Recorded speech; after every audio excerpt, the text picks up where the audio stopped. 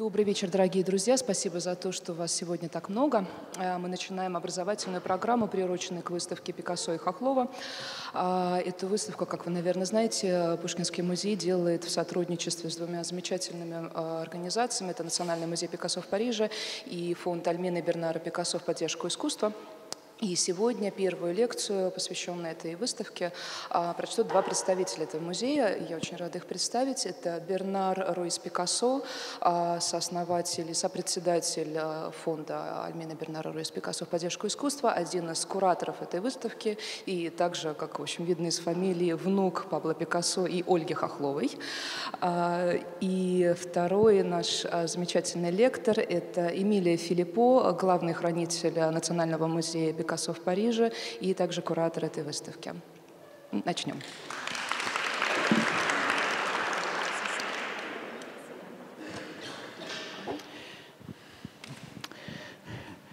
Mesdames, Messieurs, bonsoir. Je suis ravi d'être là avec vous. Добрый вечер, дамы и господа. Я очень рад сегодня быть здесь с вами. Je vais passer le microphone à Emilia Filippo afin qu'elle démarre cette petite conférence et ensuite je prendrai le relais dès qu'elle le sent nécessaire. Я передам микрофон Эмилии Филиппо, чтобы она начала сегодняшний разговор, и затем я подключусь, когда она посчитает, что сказала все, что хотела сказать. Bonsoir à tous, et je suis également très heureuse et honorée d'être parmi vous ce soir. Добрый вечер всем вам. Я тоже очень рада, и для меня большая честь сегодня быть здесь. En préambule, l'idée de cette conférence, c'est de vous raconter un petit peu comment est né ce projet d'exposition, et notamment à travers cet objet qui est présenté en haut des escaliers, la malle d'Olga Picasso. И, собственно, целью сегодняшней лекции является рассказать вам, как родилась эта выставка, и, в частности, какую роль в ней сыграл сундук Ольги Хохловой, который вы можете видеть в начале выставки над лестницей. Je laisserai Bernard vous raconter de manière plus intime la découverte de cette malle. То история, как был обнаружен этот сундук, вам расскажет Бернар, его рассказ будет более личным. Mais cet objet regorgeait de documents photographiques et d'archives personnelles qui ont donné lieu à un très important travail de recherche et de traduction par les équipes de FABA, qui sont un petit peu à l'origine de ce projet d'exposition. Однако я скажу лишь, что этот сундук был буквально переполнен архивными документами, письмами, и все эти документы и архивы послужили основой для очень длинной, кропотливой научной работы, и в том числе переводов, которые осуществлялись, собственно, фондом ФАБА, который возглавляет Бернар. Olga Picasso, vous le savez, est la première épouse de l'artiste. Il la rencontre en 1917 et l'épouse en juillet 1918. Как вы знаете, Ольга Хохлова – первая жена художника. Он встретил ее в 1917 году. В 1918 году, в июле месяце, они поженились. Pour autant, contrairement à beaucoup d'autres femmes et compagnes de Picasso, sa vie personnelle a longtemps été mal connue. При этом, в отличие от других подруг, спутниц Пикассо, ее собственная личная жизнь очень долгое время была крайне мало изучена. Et la découverte des documents contenus dans la malle, de même que les archives conservées dans les collections du Musée national Picasso Paris, nous ont permis de raconter cette histoire de la vie personnelle d'Olga et ainsi de remettre en contexte la production artistique de Picasso pendant la période de vie qu'ils vont partager ensemble, soit presque 20 ans. И, соответственно, обнаружение документов, хранившихся в сундуке, о котором мы уже сегодня говорили, а также части архива, хранящихся в Национальном музее Пикассо в Париже, позволили нам восстановить, собственно, чем же была наполнена ее жизнь, и, более того, также вписать в более широкий контекст творчество Пикассо, охватывающий период, когда он жил вместе с Ольгой, а здесь мы говорим практически о 20 годах. Donc, vous le savez peut-être, Olga est la fille de Lydia Vichenko et de Stepan Vasilevich Khokhlov, pardon pour la prononciation. Как вы, возможно, знаете, родители Ольги Хохловой – это Степан Владимирович Хохлов и Лидия Винченко. Qui était colonel de l'armée impériale. Степан Хохлов был полковником в императорской русской армии. Elle a grandi à Saint-Pétersbourg avec ses 3 frères et sa jeune sœur, donc Nikolai, qui a une carrière militaire, Vladimir, dit Volodovia, qui se destine à la médecine, et Evgeny, le plus jeune fils, qui va décéder prématurément en octobre 1917. Sa sœur Nina étudie la musique au conservatoire de Tiflis. Ольга вместе со своими братьями и сестрами, у нее было 3 братьев и 1 сестра, выросли в Санкт-Петербурге. Соответственно, у нее было 3 брата. Это Николай. Николай станет военным. Владимир, он посвятит себя медицине. И Евгений. Евгений умрет достаточно рано, уже в 1917 году. И сестра Нина. Нина будет изучать пение в консерватории в Тифлисе. Et donc en 1910, les fonctions du père le conduisent dans la région de Kars, mais Olga choisit de rester à Saint-Pétersbourg pour poursuivre des études de danse. В 1910 году полковника Степана Хохлова переводят в регион Карс, который в это время находился в Российской империи, однако сама Ольга Хохлова остается в Санкт-Петербурге, чтобы учиться в балетной школе.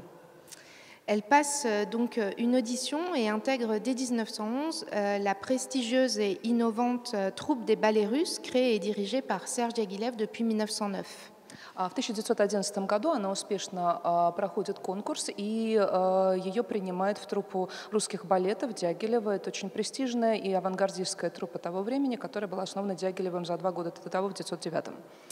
Et à 20 ans, elle est ainsi l'une des plus jeunes ballerines de la troupe et va collaborer avec les plus grands artistes de sa génération qui étaient à la pointe de la modernité, donc notamment Nijinsky, Debussy, Stravinsky, Ravel, Goncharova, Larionov ou encore Delaunay. Соответственно, ей 20 лет, это самая молодая балерина русских балетов, и в русских балетах она сотрудничает с такими выдающимися и авангардными деятелями, как Нижинский, как Сати, Дебюсси, Равель, Гончарова и Ларионов. Ce long préambule pour dire que Olga, quand elle rencontre Picasso, est déjà une jeune femme très indépendante, qui a déjà une renommée aussi internationale et qui est une forte personnalité. Таким образом, что это значит? Еще до встречи с Пабло Пикассо Ольга Хохлова – это независимая женщина, у которой успешная международная карьера и сильный характер. Quelques images de la famille d'Olga, notamment des photographies retrouvées dans la malle. Здесь вы видите несколько фотографий семейного архива, которые были, в частности, найдены в этом сундуке. Donc Olga quitte la Russie en 1911. Elle retournera en Russie en 1915 rendre visite à sa famille pour les fêtes de fin d'année. Mais ça sera la dernière fois qu'elle mettra les pieds en Russie, puisqu'ensuite les événements historiques la tiendront éloignée de son pays. Elle ne reverra jamais sa famille.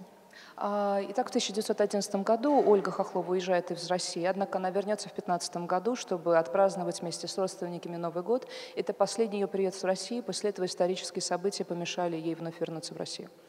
Nous n'avons pas connaissance de correspondance entre Olga et sa famille avant 1920.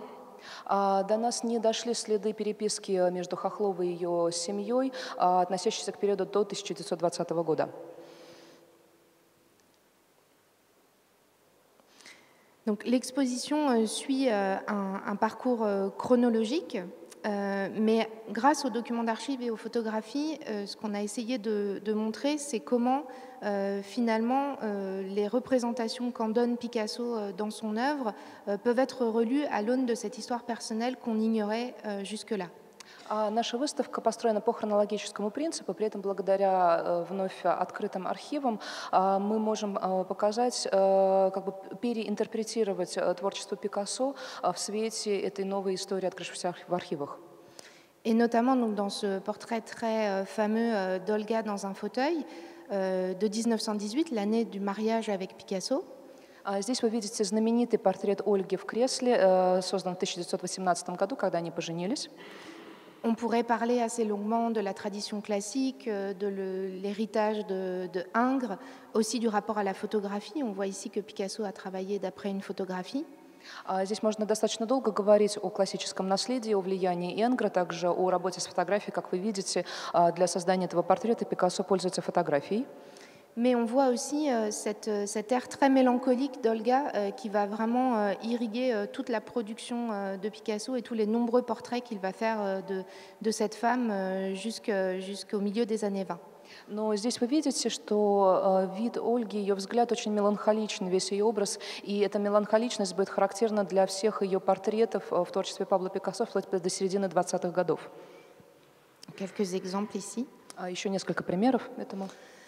Et beaucoup de représentations d'Olga aussi en train de lire ou d'écrire. И также очень много портретов Ольги, когда она читает или пишет. Et notamment, ici, un extrait d'une lettre de Nina, sa sœur, au moment où ils reprennent justement contact. Je vous ai dit tout à l'heure 1920, en fait, c'est fin 1919. Здесь вы видите также отрывок из письма. Это письмо Нины Хохловой, ее сестры, 1919 года. Я на самом деле ошиблась, не в 20-м году, в конце 19-го возобновляется переписка. Et notamment donc cette phrase très émouvante de sa sœur qui lui dit « Tu ne te figures pas combien nous sommes réjouis à l'arrivée de ta lettre. Imagine-toi que nous sommes ici comme dans une île ensorcelée, isolée des nôtres. » И здесь в этом письме можно прочесть цитату, которая меня очень трогает. «Ты себе представить не можешь, как мы обрадовались твоему письму. Мы живем здесь, как будто на зачумленном острове, отрезанные от всего мира». De sorte qu'on peut voir dans ces différents portraits d'Olga mélancolique, lisant ou écrivant, un témoignage assez direct d'une réalité quotidienne que Picasso a pu éprouver aux côtés de son épouse. И все эти портреты Ольги, задумчивой Ольги, читающей, пишущей Ольги, они являются отражением той повседневной реальности, свидетелем которой был Пикассо.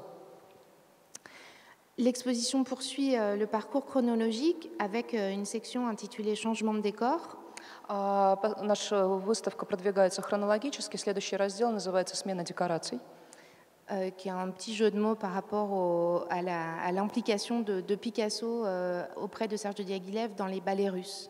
И здесь мы немножко поиграли словами, потому что, опять же, вместе с Дягилевым Пикассо занимался как раз декорациями. En effet, avec la rencontre et le mariage avec Olga, va s'opérer un changement d'environnement immédiat pour l'artiste. Поскольку встреча с Хохловой и женитьба будут означать для художника действительно смену декораций, смену образа жизни. Peu après leur mariage, ils vont emménager à l'automne dans un riche appartement de la rue La Boétie, dans les beaux quartiers parisiens.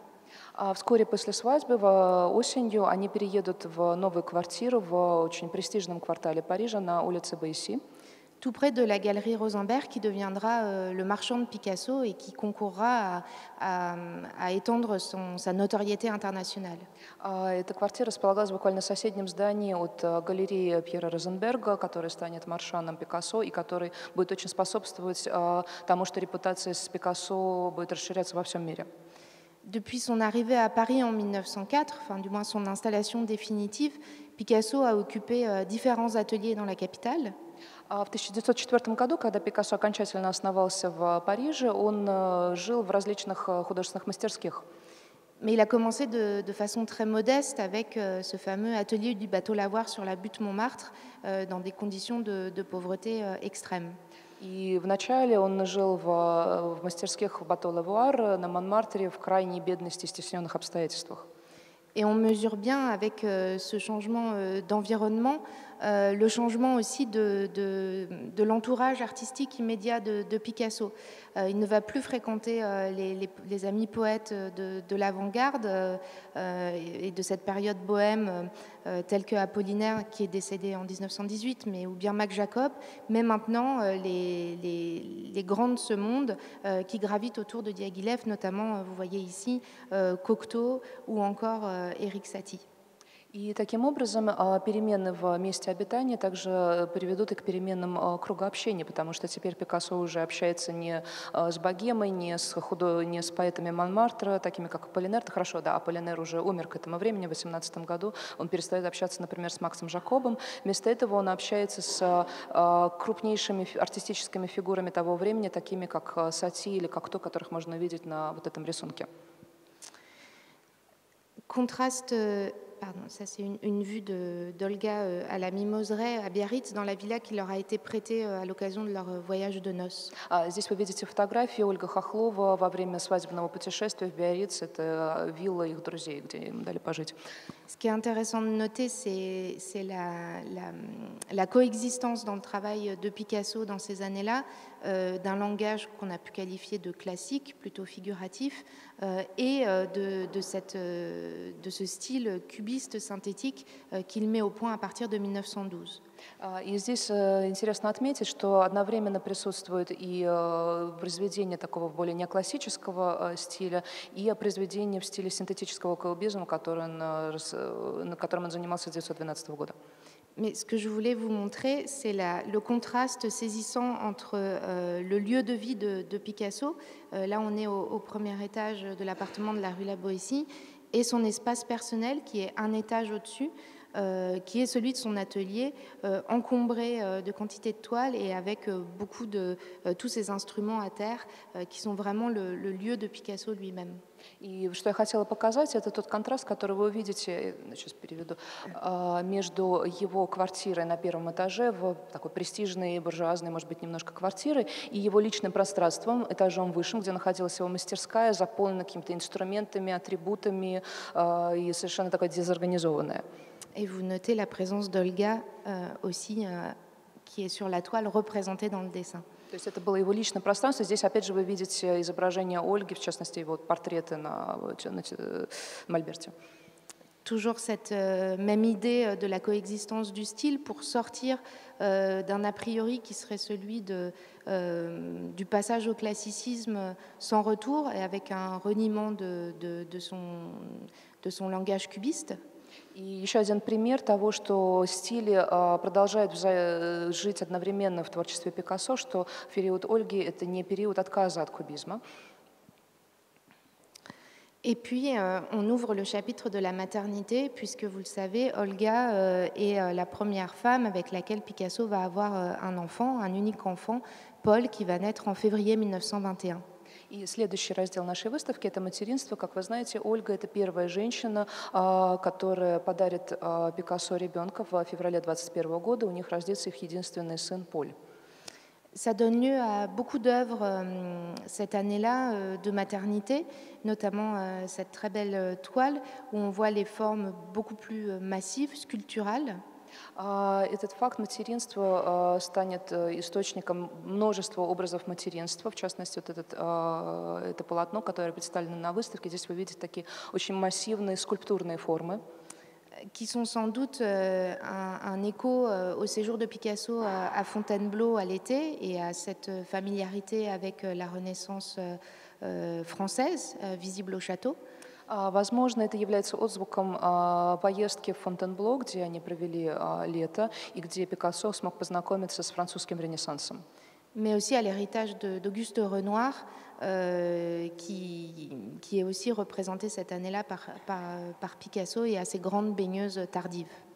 И, может быть, также это влияние Агюста Ренуара, который также присутствовал в жизни в Пикассо в этом году, и, в частности, это также заметно на купальщицах.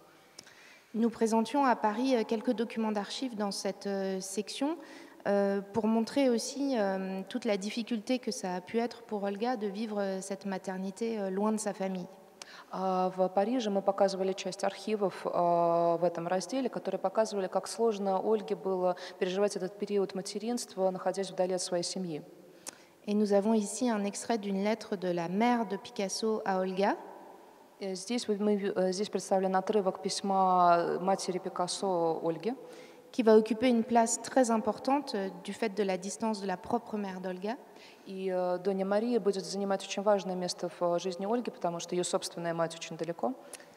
Donc elle lui écrit: il ne me reste plus qu'à te dire qu'en moi, tu auras une mère affectueuse qui est à ta disposition, comme le sont Pablo, Lola ou Juan.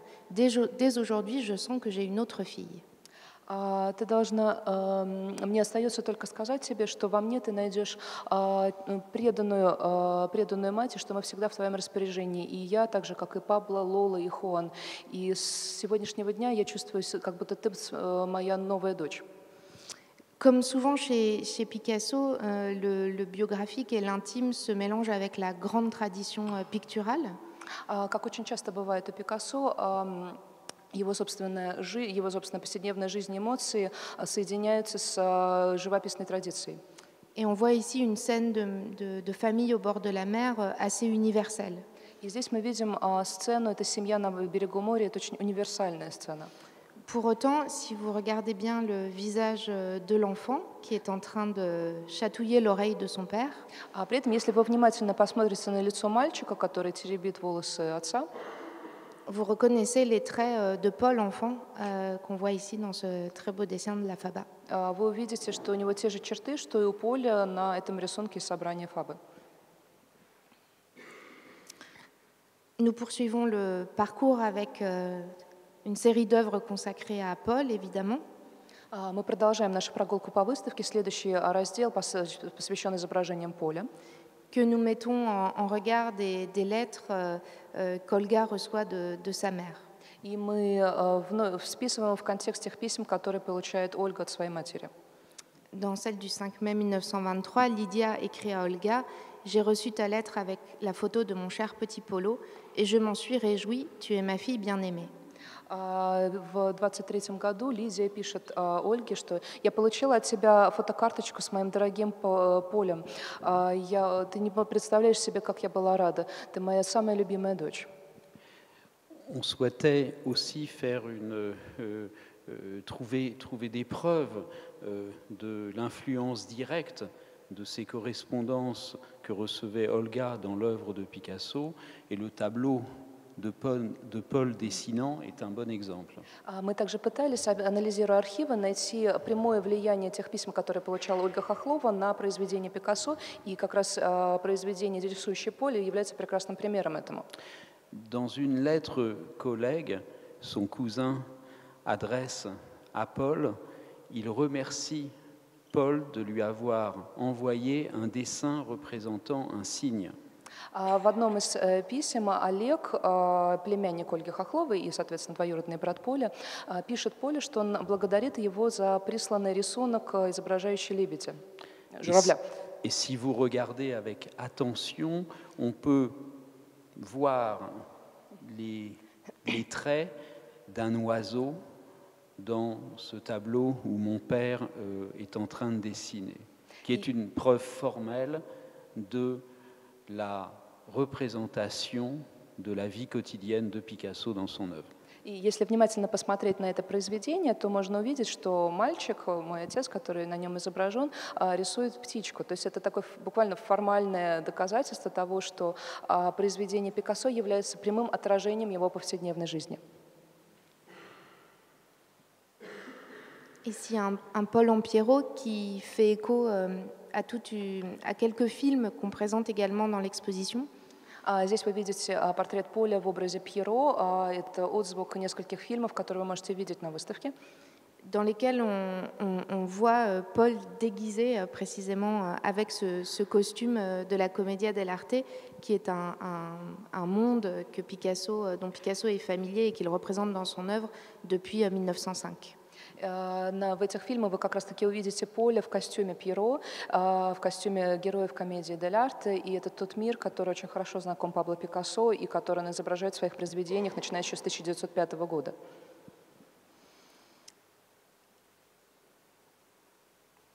Pour revenir à présent sur la rencontre de Pablo Picasso et d'Olga à Rome en 1917, à l'occasion du déplacement de Picasso en Italie pour la préparation du ballet Parade. Вернемся немножко назад и поговорим о встрече Пикассо и Ольги Хохловой. Это произойдет в Риме в 1917 году. Пикассо приезжает в Рим, чтобы работать над балетом русских сезонов «Парад».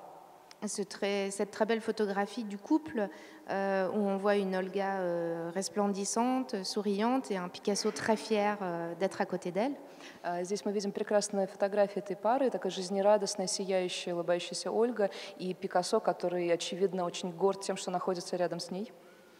Une anecdote rapporte que Picasso serait tombé amoureux immédiatement d'elle, mais qu'on lui aurait dit « une Russe, on l'épouse ». Sous-entendu, il ne pouvait pas s'engager dans une relation avec elle en dehors du mariage.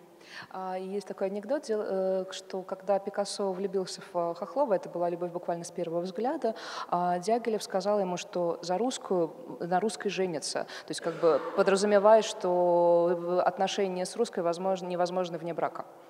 Et de fait, le mariage intervient dès l'année suivante. И действительно, уже на следующий год они поженятся. Un autre petit commentaire, vous allez peut-être vous demander, mais pourquoi Picasso s'embarque avec Diaghilev et, après le cubisme, se lance dans cette aventure des ballets et de la musique contemporaine.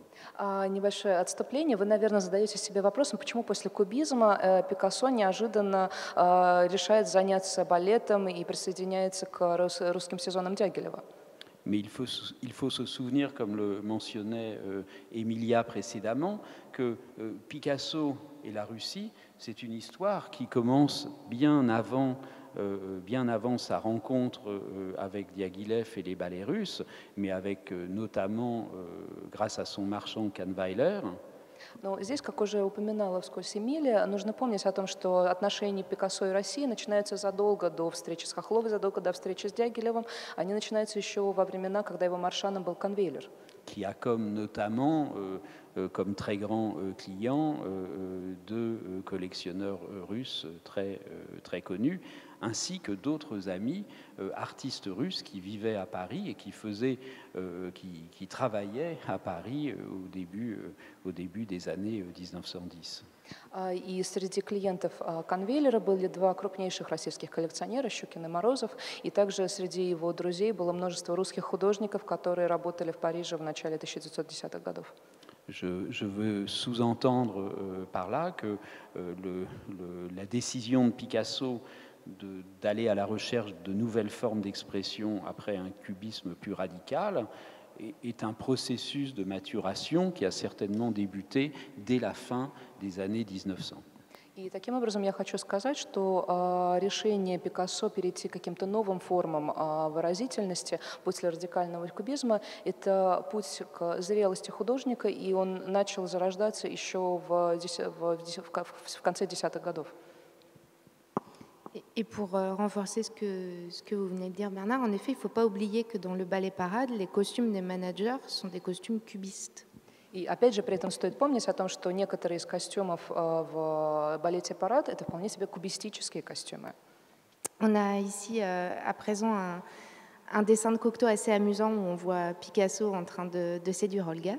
Здесь очень забавный рисунок Cocteau, Пикассо, который соблазняет Ольгу. Et ce document très émouvant qu'on appelle Serment de fidélité, dans lequel Olga Koklova et Pablo Picasso se jurent fidélité jusqu'à la mort. И другой документ, очень волнующий, это то, что называется «Клятва верности». Ольга Хохлова и Пабло Пикассо расписываются в нем, что они обязуются быть верными друг другу до конца их дней. Nous sous-signés, Koklova et Pablo Picasso, de vivre jusqu'à la mort en paix et amour. Celui qui cassera ce contrat sera condamné à mort. Très grandiloquent. И там очень возвышенно написано, что Ольга Хохлова и Пабло Пикассо обещают друг другу жить в мире и согласии до конца их дней, и тот, кто нарушит клятву, будет обречен на смерть. Quelques images ensuite de toutes ces grandes figures qui gravitent autour de Picasso à cette époque. Vous reconnaissez Léonide Massine. Здесь фотографии крупных личностей, которые были в ближайшем окружении Пикассо в эти годы, например, Леонид Мясин. Ou encore toujours ce travail d'après-photographie et cette réinterprétation par Picasso sur le dessin de droite. Picasso utilise comme matrice de son travail la photographie en bas à gauche. И здесь мы видим еще один пример, когда Пикассо использует фотографию для своего творчества. Вы видите справа рисунок и слева снизу фотографию, которая послужила источником вдохновения, которую он перерабатывает. Ce qui est une attitude aussi très, très moderne pour l'époque et où on mesure aussi toute la la distance qu'il prend par rapport à la réalité, à l'objectivité supposée de la photographie, avec ces déformations très marquées qui sont encore sans doute un hommage à Ingres. И здесь, опять же, вы видите, во-первых, этот подход сам по себе очень новый, современный, работа с фотографией, при этом он ее перерабатывает, он отходит от объективного представления реальности, искажает масштабы, и, может быть, здесь также в этом есть влияние и Энгра.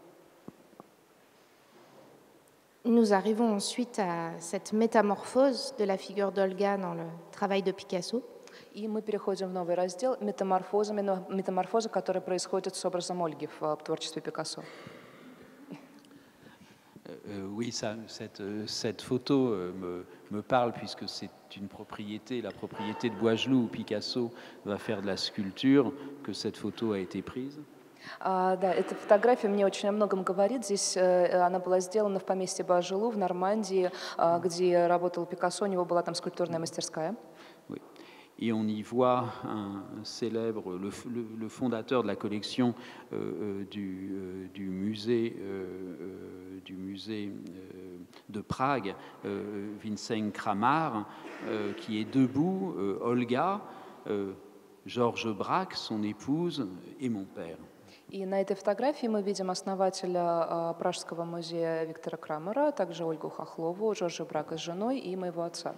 Et une petite anecdote sur le chien, Bob.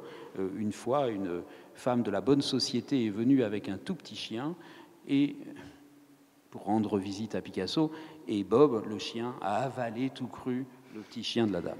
И была очень смешная история с этой собакой, которую видите, Боб. Однажды в гости к Пикассо пришла светская дама с маленькой-маленькой собачкой, и пока она общалась с Пикассо, Боб съел эту маленькую собачку целиком, заживо. Autre image de la propriété de Boisgeloup, cette fois avec le célèbre marchand Ambroise Vollard. Еще одна фотография с Boisgeloup. Здесь мы видим Амбраза Валара, одного из известных маршанов. Ou encore dans cet atelier de sculpture avec Olga. И здесь фотография из скульптурной мастерской Boisgeloup вместе с Ольгой.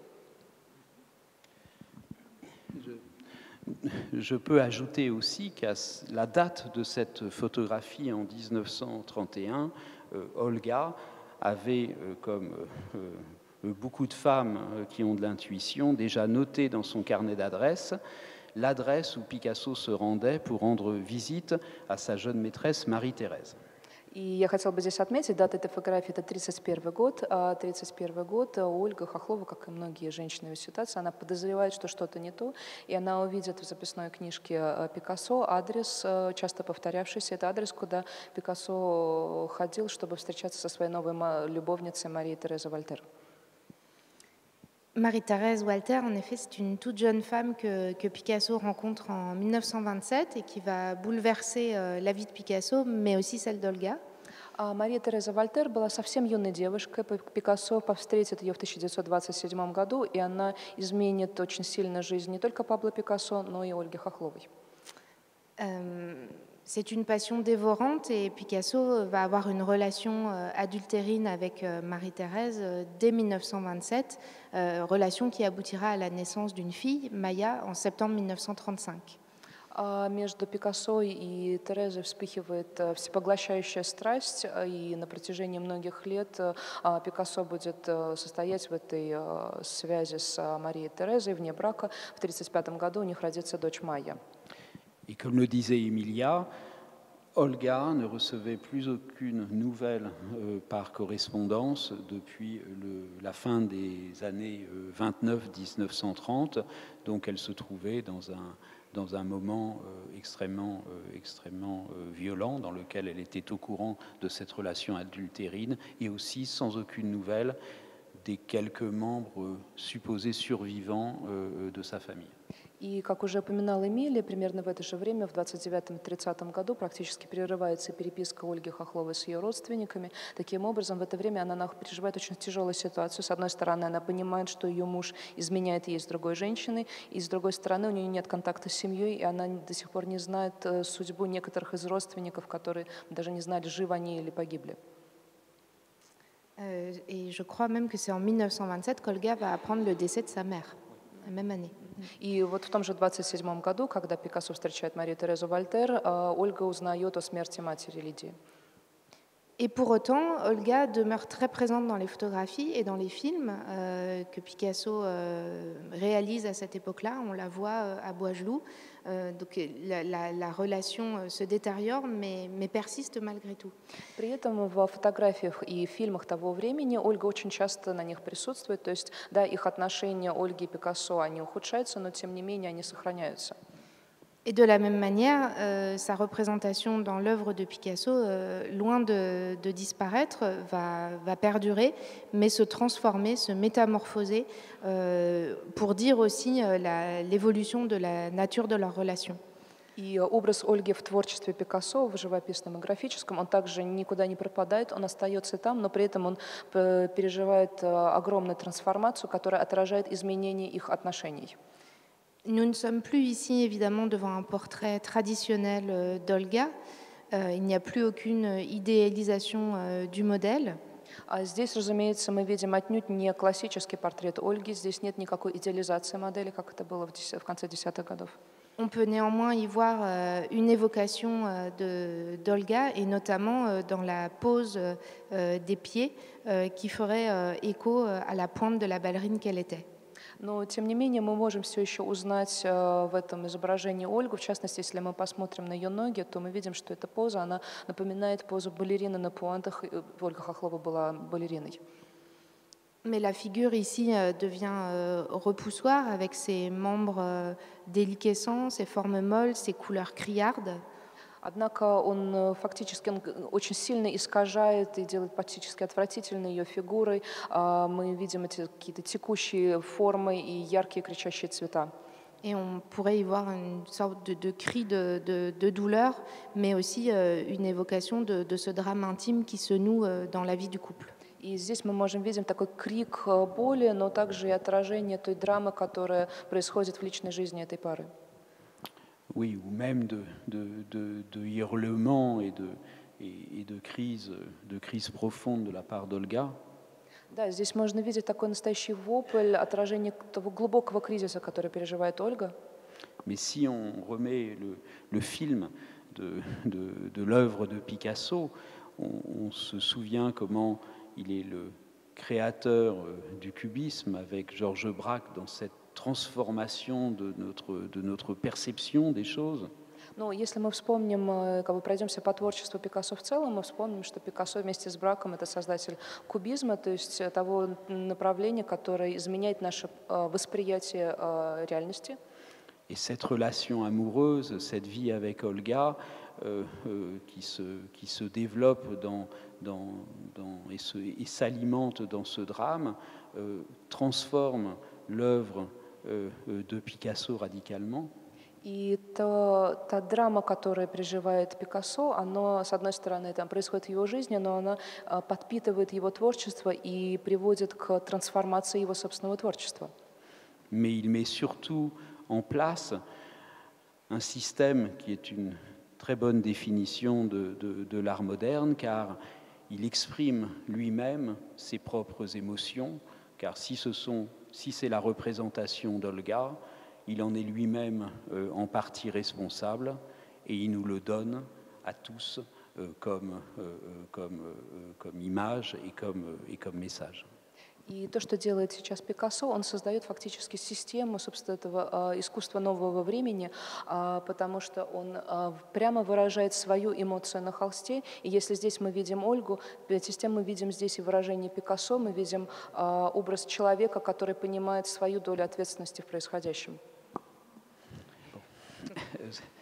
Ce tableau est daté du 25 décembre 1931, qui est le jour de Noël. Картина, которую вы видите, была создана 25 декабря 1931 года, в Рождество. Nous pouvons imaginer une soirée du 24 décembre certainement difficile entre Olga, mon père. D'ailleurs, mon père ne supportait jamais les jours de Noël. C'était toujours pour lui un moment d'angoisse terrible et on comprend mieux pourquoi. И мы можем представить себе рождественский вечер 24 декабря 1931 года, напряженный для Ольги, для ее сына Поли. Надо сказать, что мой отец терпеть не мог рождественские вечера, и, в общем, можно понять, почему. Et Picasso, le lendemain, date cette œuvre, donc du 25 décembre 31, en ne finissant pas ce tableau de Marie-Thérèse, aux formes très sensuelles, même et très érotiques, mais tout en effaçant, en peignant et en effaçant le visage de Marie-Thérèse, tout en y laissant une forme de cœur. И на следующий день, 25 декабря, Пикассо заканчивает эту работу. Она изображает Марию Терезу Вольтер в таких очень округлых эротичных формах, но при этом он сначала рисует ее лицо, но потом стирает его, и на его месте такой небольшой знак, обозначающий в форме сердечка. Donc le drame prend un niveau encore plus important. То есть та драма, которая разворачивается в этом любовном треугольнике, она выходит на новый уровень. Et Picasso notamment fait une autre peinture à la même date. В этот же день Пикассо создает еще одну картину, Qui est une interprétation de l'assassinat de Marat. Это такая вариация на тему убийства Марата, Où en fait Olga assassine Marie-Thérèse. и что она изображает, как Ольга убивает Марию Терезу. Ce sont de simples interprétations que nous faisons sur la base des informations que nous avons pu obtenir. Évidemment, avec Picasso, il y a aussi beaucoup d'autres possibles interprétations de ses œuvres et du contenu profond de ses œuvres. Да, о чем мы сейчас говорим, это наша трактовка, которую мы делаем, основываясь на той информации, которая у нас есть. Разумеется, в творчестве Пикассо всегда можно трактовать это по-новому и новому, его произведения очень глубоки. Mais c'est vrai que ce qu'on voit aussi dans ce portrait, puisqu'il s'agit malgré tout d'une forme de portrait, c'est l'adoption d'un langage particulier en fonction de la personne représentée. Но, тем не менее, говоря об этой работе, поскольку все-таки, несмотря на все, это портрет, мы можем здесь видеть, что в зависимости от того, кого изображает Пикассо, он использует свой определенный язык изобразительный. Et si on déduit aujourd'hui qu'il s'agit bien de Marie-Thérèse Walter, c'est bien parce qu'elle a ces formes très rondes et cette palette colorée qui lui est très spécifique, qui mélange notamment les mauves et les verts d'eau, et qu'on retrouve dans d'autres représentations attestées de Marie-Thérèse. И почему мы считаем, что это изображение Марии Терезы? Потому что для нее характерны такие округлые формы и своя палитра цветов – это такие фиолетовые оттенки и оттенки зеленого и морской волны. Comme si Picasso réalisait son propre vocabulaire et son propre répertoire en fonction de ses relations avec les différentes personnes qui constituent son entourage immédiat. То есть создается ощущение, что Пикассо для каждого важного для него человека в его окружении разрабатывал свой собственный язык и свою собственную палитру. C'est comme de la télé-réalité, il montre en direct ce qui se passe et toutes les tourments, comme aussi toutes les joies qui traversent son existence. Его творчество можно в каком-то смысле сравнить с шоу телереальности, потому что он немедленно выражает на холсте все, что с ним происходит, все изменения и все драмы в его жизни. On poursuit avec cette section intitulée Baigneuse, parce que dans les années, fin des années 20, début des années 30, Picasso représente beaucoup de baigneuses. Следующий раздел нашей выставки называется «Купальщицы», потому что на рубеже 20-х и 30-х годов в творчестве Пикассо очень много изображений купальщиц. Et ce sujet, encore une fois, trouve un ancrage dans sa vie personnelle, puisqu'il passe les étés notamment à Dinard. И эта тема не случайно, а также связана с его биографиями. В это время лето он проводит в Динаре, на берегу моря. Et les hommes ont de temps en temps de drôles d'idées. У мужчин иногда появляются странные идеи. Donc il avait fait venir et est parti en vacances à Dinard avec Olga et mon père Paul. Он уезжает в Динар на каникулы вместе с Ольгой и моим отцом Полем. mais aussi louer un appartement pour Marie-Thérèse. но также снимает квартиру для Марии Терезы. Et pendant qu'Olga était sur la plage avec mon père, И пока Ольга была на пляже с моим отцом, il rencontrait Marie-Thérèse dans les cabines. он встречался с Марией Терезой в кабинках пляжных. D'où certainement cette image de Marie-Thérèse marchant sur Olga. И поэтому, наверное, и вот этот образ Марии Терезы, который идет по Ольге. Je suis désolé pour mon interprétation un peu terre à terre. Прошу прощения за мою очень такую низменную трактовку. Mais on retrouve en tout cas dans ses œuvres très bien le profil de Marie-Thérèse et avec ses formes très, très sexuées, hein, où on sent que Picasso, par là, représente aussi tout le désir qu'il éprouve pour sa jeune maîtresse. И тем не менее на этих картинах действительно можно увидеть округлые формы, характерные для изображения Марии Терезы. Они очень чувственные, мы можем буквально считывать, какое желание оно вызывает у Пикассо. Contrairement à ses autres baigneuses qui sont beaucoup plus frontales, beaucoup plus acérées, beaucoup plus violentes. В отличие от других изображений купальщиц, которые значительно более такие, они костлявые, они изображены фронтально и они достаточно агрессивны. Et qui seraient des représentations concomitantes d'Olga au même moment, au même endroit, mais avec un langage plastique différent. Это изображения Ольги, они сделаны в это же время, в этом же месте, но их пластическое выражение абсолютно другое. On poursuit avec le cirque. А следующий раздел выставки называется «Цирк». C'est un sujet qui intéresse Picasso, vous le savez sans doute, depuis 1905, avec ces œuvres de la période rose, qu'on a aussi appelée période des saltimbanques. Тема цирка интересует Пикассо, начиная уже с 1905 года, еще в розовый период, который иногда также называют периодом салтимбанков, клоунов, циркачей. Et qui ressurgissent au milieu des années 20, notamment avec la naissance de Paul. И эта тема вновь появляется в его творчестве в середине 20-х годов с рождением Поля. Et on voit ici aussi toute cette influence, ou en tout cas cet environnement du surréalisme et cette liberté nouvelle dans la représentation de l'anatomie. Но здесь мы видим уже другой цирк, на который очень сильно повлияет сюрреализм, цирк, который очень свободно обращается с анатомией. J'ai ajouté ici le témoignage de Brassailles dans sa conversation avec Picasso qui explique comment ils se sont rendus ensemble au cirque et comment le lendemain il rendit visite à Picasso et il put voir dans son atelier des toiles et se serait exclamé « Je vais vous montrer quelque chose, regardez, c'était nos équilibristes de l'autre soir ». Preuve encore que Picasso se nourrit évidemment de tout son quotidien et de tout son environnement. И здесь я поместила цитату Брассая, одного из друзей Пикассо. Однажды они пошли вместе в цирк, и на следующий день Брассай заходит в мастерскую Пикассо, и он видит новые работы Пикассо, изображающие каких-то акробатов, и Пикассо говорит ему: вот посмотри, видишь, это наши циркачи, которые мы видели вчера вечером. Это еще раз подтверждает, что в своем творчестве Пикассо постоянно показывает то, что происходит в его жизни.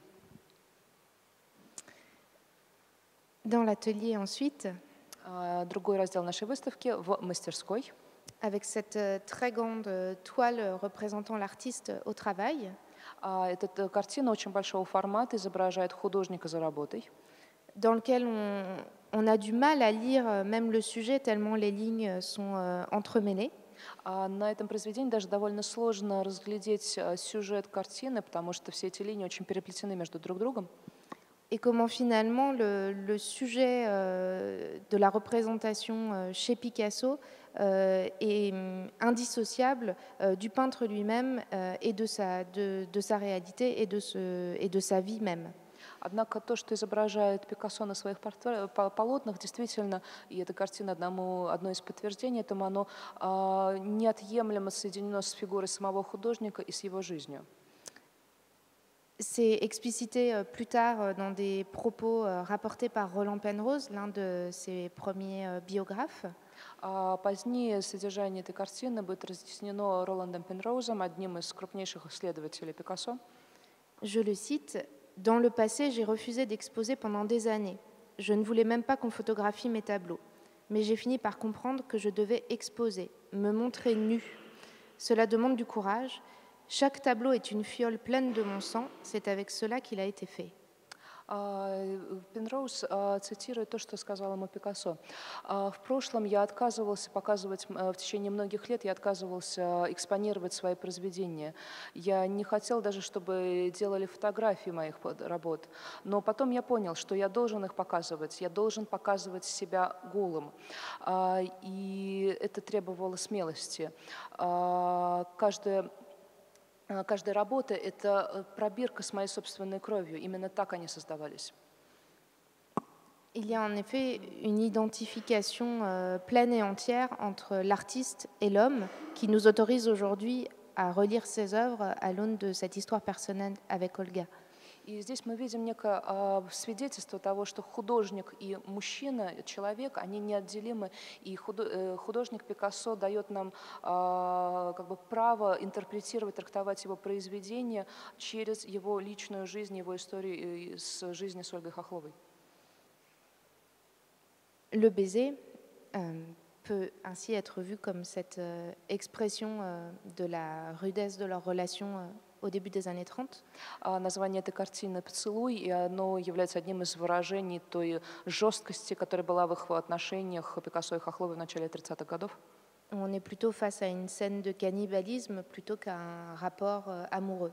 Потому что это не столько сцена любви, сколько сцена некого каннибализма. Pour autant, Picasso utilise aussi des subterfuges. Но также Пикассо возвращается и к теме корриды. Ou en tout cas revisite des sujets traditionnels de la peinture, tels que la corrida. Таким образом, он возвращается к традиционным для живописи темам, потому что коррида действительно очень часто изображается в живописи.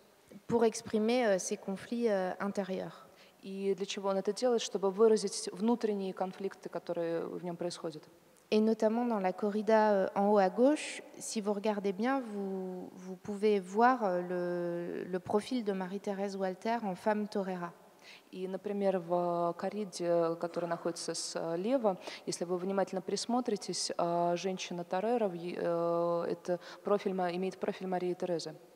Il a aussi confié plus tard à Françoise Gillot que lorsqu'il représentait des duels de taureaux et de chevaux, le cheval, la jument, représentait Olga. И позднее Пикассо признался Франсуазе Жило, что когда он изображал сцены поединка быка и лошади, то лошадь это было воплощение Ольги. Lui-même s'identifiant évidemment au taureau. А сам он, естественно, идентифицировал себя с быком.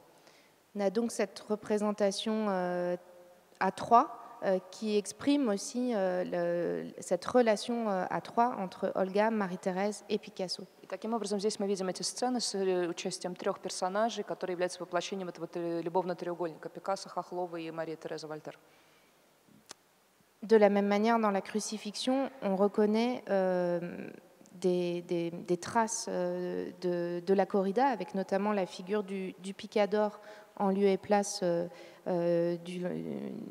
Longin qui vient percer le flanc du Christ. На этой картине распятие мы тоже видим отголоски корриды. Мы видим здесь пикадора, который вонзает копье в Христа. Et cette femme implorante en dessous du Christ avec ce profil qu'on attribue à Olga, tandis qu'à droite, on devine le profil de Marie-Thérèse. И как бы в верхней части картины перед образом Христа мы видим профиль женщины с таким раскрытым ртом, который идентифицируется как Ольга, и прямо рядом с ней другой профиль — это Мария Тереза. Picasso se représenterait ainsi comme crucifié sur l'autel de cette relation impossible. И таким образом Пикассо изображает себя как человека, распятого на алтаре этих совершенно невозможных отношений. Pour finir, nous avons cette section Eros et Thanatos avec cet autre alter ego de Picasso qui est le Minotaure. Последний раздел нашей выставки «Эрос и Танатос». Здесь мы видим еще один альтер-эго Пикассо, это Минотавр. Donc Minotaure, c'est cet être fabuleux de l'Antiquité, mi-homme, mi-taureau. Минотавр — это мифический герой античности, наполовину бык, наполовину человек. Condamné à dévorer chaque année 7 jeunes hommes et 7 jeunes femmes enfermés dans le labyrinthe de Dédale. Он заключен в лабиринте Дедала, и он приговорен к тому, что каждый год он должен пожирать девушку, которая там окажется. C'est à la fois une bête cruelle et en même temps un être victime de son destin. То есть таким образом одновременно это очень жестокое животное, но при этом это жертва своей собственной судьбы. C'est peut-être la raison pour laquelle Picasso se sent aussi proche de ce monstre, dans tous les sens du terme. И, возможно, именно поэтому Пикассо чувствует такую близость к этому монстру во всех смыслах слова. On voit notamment dans le dessin de gauche l'humanisation profonde avec laquelle il représente ce personnage. И, например, слева мы видим образ Минотавра, мы видим, как он очеловечивает его черты. C'est un désir, une pulsion de vie. On le voit ici en train de sentir une jeune femme endormie. Справа мы видим, как Минотавр как бы принюхивается к женщине. Это стремление, это желание жизни и желание радости. Mais c'est aussi un être victime, on le voit ici aveugle, et finalement comme si les événements, il n'avait pas prise sur les événements, de la même manière que Picasso ne subit cette situation avec Olga et Marie-Thérèse qu'on revoit ici dans le profil de la petite fille qui le guide. C'est Marie-Thérèse. И еще одно произведение. Здесь мы видим ослепленного Минотавра, то есть Минотавр, который не может контролировать события. И примерно так ощущает себя в это время Пикассо, который просто вынужден переживать ту ситуацию, которая происходит с Ольгой и с Марией Терезой. И в частности здесь фигура в центре, это маленькая девочка, это образ Марии Терезы, которая ведет Минотавра. Et on termine le parcours avec ces représentations saisissantes. Saisissante de ce minotaure qui déménage et qui emmène cette jument, ce cadavre de jument finalement sur sa charrette, avec son poulain. И в завершении выставки мы видим изображение, где Минотавр увлекает уже труп этой лошади вместе с Костиком. Qui métaphoriquement... Да, соответственно, труп лошади и ее жеребенка, это такая métaphore Ольги и Поля. Et ça correspond à un événement réel qui est la séparation effective du couple à l'été 1935 et à la naissance, quelques semaines plus tard, le 5 septembre, de Maya, la fille de Marie-Thérèse. И, собственно, это является таким метафорическим изображением того, что происходит в реальной жизни. А в реальной жизни Пикассо и Хохлова разъезжаются, они больше не будут жить вместе. Это произойдет летом 1935 года, и спустя буквально пару месяцев, 5 сентября, родится Майя, дочь Пикассо и Марии Терезы Вольтер. On est donc face à une mythologie personnelle et des œuvres très marquantes qui témoignent aussi de cette histoire biographique. И таким образом Пикассо создает свою собственную личную мифологию, и его произведения являются отражением его собственной личной истории. Et cette histoire qui malgré cet aspect tragique, ne signe pas la fin définitive d'Olga, qui vivra jusqu'en 1955, ni celle de mon père, qui vivra aussi de nombreuses années, mais qui met en place cette représentation directe et presque insupportable à regarder, mais qui est la réalité de ce que Picasso a mis partiellement lui-même en œuvre. И, разумеется, 1935 год, события, которые мы описывали, не станут концом для Ольги и для ее сына Поля. Хохлова проживет еще до 1955 года, мой отец еще дольше. Но здесь мы видим, опять же, вот то, что характерно для нового искусства, когда Пикассо выражает ту драму, которую практически невозможно пережить, он отражает ее в своем творчестве очень прямо и резко. Et Olga, au début des années 50, continuera à vivre dans un souvenir et dans une mémoire de sa vie, où elle intègre de nouveaux éléments comme la naissance de demi-frère, lui aussi disparu, et qui, en faisant des genres de collages, lui rappelant son existence passée. Alors c'est assez douloureux et tragique. Néanmoins, Picasso subviendra toujours aux besoins d'Olga. Уже в 1950-е годы, относительно незадолго до смерти, Ольга Хохлова будет продолжать жить воспоминаниями. Она будет пристально она будет составлять коллажи, в которых будут соединять старые фотографии еще времен жизни вместе с Пикассо, будет также следить за жизнью своего сына Поля, и в частности для него будет очень большим ударом смерть сводного брата Бернара, сына от его первой жены Поля. И при этом надо понимать, что Пабло Пикассо, хотя они уже давно расстались, он будет продолжать финансово поддерживать Хохлову до конца ее дней. Et d'ailleurs,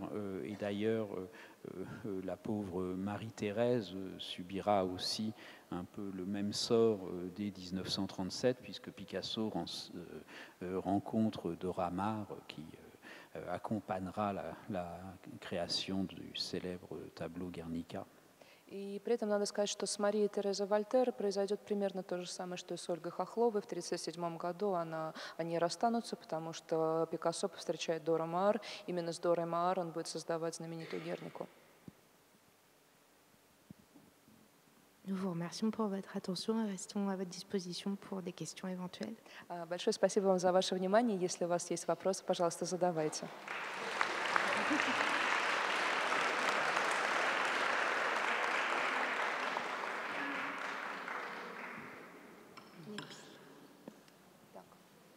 Если есть вопросы, если есть вопросы, поднимайте руку, дам микрофон. А если нет, то все разойдемся.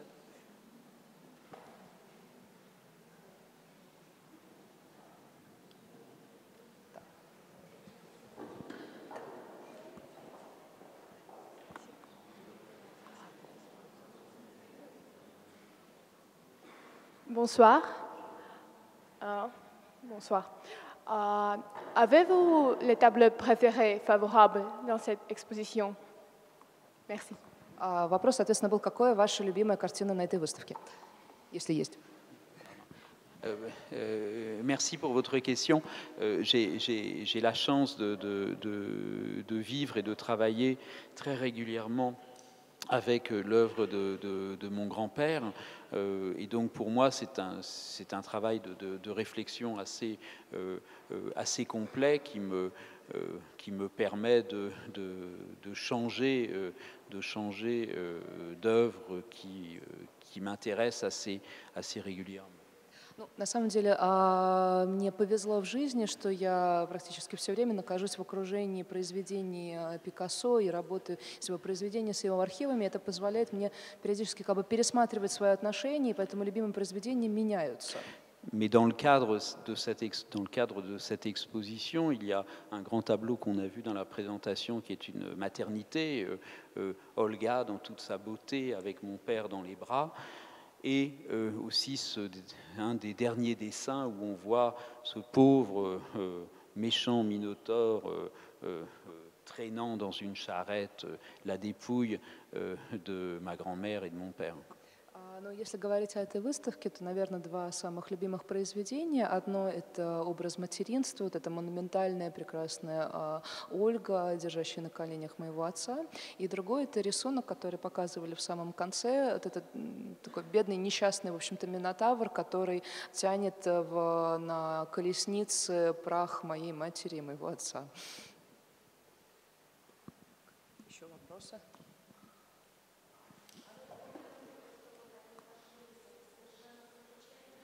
Donc la question... Oui, donc la malle. La malle. En une heure ou en 2 heures?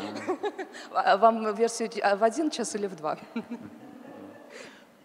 Oui, c'est important de parler. C'est important de parler de cette malle. Donc cette malle a été et se trouvait à l'hôpital dans la chambre où est morte Olga, et c'est le dernier objet. C'est les effets d'Olga. C'est la seule chose qu'il restait, à part quelques vêtements, dans la vie d'Olga, et c'est ce qu'a récupéré mon père. Собственно, знаменитый сундук с документами, он хранился то есть, собственно, последнее его было место при жизни Ольги, это больница, где она умерла, в больничной палате. Помимо некоторого количества одежды, это все, что осталось, собственно, от Ольги Хохловой. Cette malle a été déposée dans la propriété de Boisgelou, où on a vu Georges Braque et le gentil chien Bob. Этот сундук забрал мой отец после смерти Ольги Хохловой, и он поместил его в поместье Бажилу, то поместье, которое мы видели на фотографии вместе с Браком и милой собачкой Бобом. Mon père parlait assez peu souvent de son contenu, ni même de sa mère, parce que ça devait être encore toujours douloureux pour lui. Мой отец крайне редко говорил о содержимом этого сундука, так же, как, собственно, и о своей матери, потому что все это, наверное, было для него все еще болезненно. Mais après le décès de mon père en 1975, on savait avec ma mère qu'il allait falloir s'occuper du contenu de cette malle. Но когда в 1975 году мой отец умер, я и моя мать, мы прекрасно понимали, что рано или поздно содержимым этого сундука нужно будет заняться. Mais il y avait beaucoup d'autres choses à faire. Il y avait à s'occuper des œuvres de Picasso, il y avait à s'occuper de beaucoup de choses. Donc il aura fallu attendre 20 ans pour que l'on commence à ouvrir cette malle et à découvrir presque 1000 lettres provenant de la correspondance de la famille russe d'Olga et plusieurs milliers de photographies. И, тем не менее, понадобилось практически 20 лет, чтобы, собственно, заняться этим архивом, потому что перед этим было много других забот, и, в частности, нужно было заниматься систематизацией наследия Пикассо, собственно, созданного им самим. И только к середине 90-х годов мы начали работу над этим архивом, и, собственно, в сундуке обнаружилось около 1000 писем, которые были получены Ольгой Хохловой от ее родственников, оставшихся в России. Et ensuite, il aura fallu à notre fondation environ une dizaine d'années pour traduire toutes ces lettres, comprendre l'histoire, classer toutes les photographies. Et finalement, à la demande de mon épouse, de penser à faire un projet, une exposition, en demandant à un des commissaires de cette exposition, Joachim Pissarro, de penser à un projet qui a été favorablement accueilli par le musée Picasso de Paris et très bien mené par Emilia Filippo, avec toutes ses qualités de commissaire d'exposition. И после этого, после того, как мы, собственно, открыли уже окончательно сундук, понадобилось 10 лет на то, чтобы перевести все эти письма, понять, разобраться в этой истории, чтобы систематизировать фотографии, там было несколько тысяч фотографий. И уже после того, как была завершена эта работа, опять же, это было 10 лет, на это потребовалось, по идее моей жены, по ее предложению, Альмины Руис Пикассо, мы позвали нашего друга, замечательного куратора Жоакима Писсаро, чтобы он посмотрел на эти архивы и сказал, можем ли мы сделать на их основе какой-то проект. И, собственно, так и получилось. И затем этот проект был прекрасно воплощен в жизнь Национальным музеем Пикассо в Париже вместе с Эмилией Филиппо, которая замечательный куратор и которая сделала замечательную работу с этим материалом. Beaucoup de choses avaient été dites sur les œuvres qui représentaient Olga, mais tout le monde se demandait pourquoi il y avait une telle mélancolie dès le début des années 20.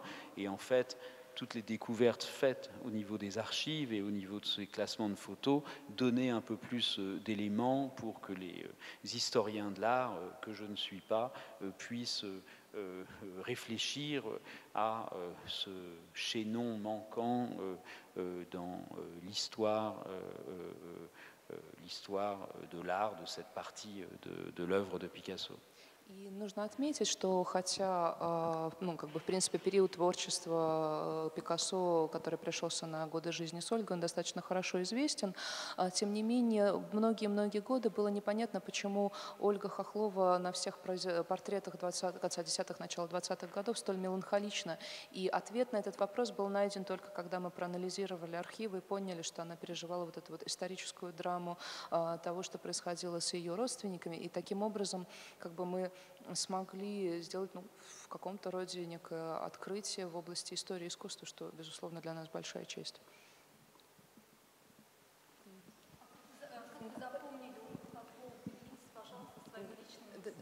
Donc, la question était donc, quels sont vos souvenirs personnels d'Olga? Aucun, parce que je suis né après le décès d'Olga. Ну, личных воспоминаний у меня нет, потому что я родился после того, как она умерла. Rien. Ничего не говорили. Donc dans mon imaginaire d'enfant, je n'avais de grand-mère. Les enfants n'avaient des grands-mères que du côté maternel. Et un grand-père, mais il n'y avait pas de grand-mère du côté de l'autre côté. Ну, на самом деле не было, то есть у меня как у ребенка не было даже никакого образа, то есть бабушки, они были только с материнской стороны, вот, а дедушка, соответственно, вот он был один, большой со стороны отца, то есть такая странная ситуация. Так, еще вопросы?